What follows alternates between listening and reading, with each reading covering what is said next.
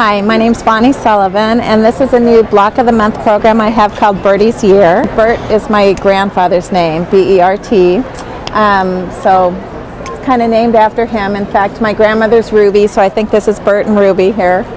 But every month, the bird, Bert, has something on his head. So you've got a blossom here for June, or candy corn for October. So it just adds a little bit of whimsy to it, and just a fun way to go through the year. They're each individual little pieces that are 13 by 17 inches, and they're done on a Woolies flannel background. And you can either do the applique on top in wool, or you can use the Woolies flannels for the applique as well. And either way, I use Soft Fuse, which is a fusible web by Stacy Michelle, to fuse the pieces down in place. And then I whip stitch the pieces in place using a coordinating color of thread. It can be one strand of embroidery floss, regular sewing thread, quilting thread, whatever you want to use, just as long as the color matches. All the borders are done in half square triangles, but they're all arranged differently, so you get a different view on that. And there's some different decorative stitching, a different one every month that you can use.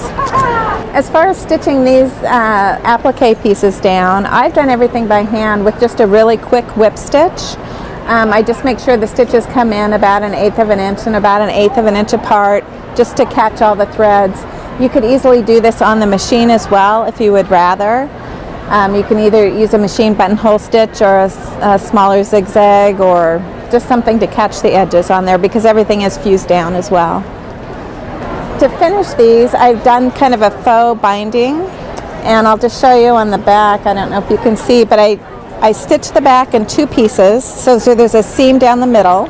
You sew a little on the top and a little on the bottom, leaving an opening there.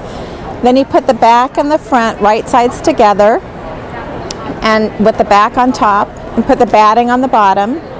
You sew all the way around it and turn it through the hole in the backing, and you're left with this little border here that you can just stitch in the ditch, and it looks like a binding. And then when you're done, you just sew the opening in the back closed.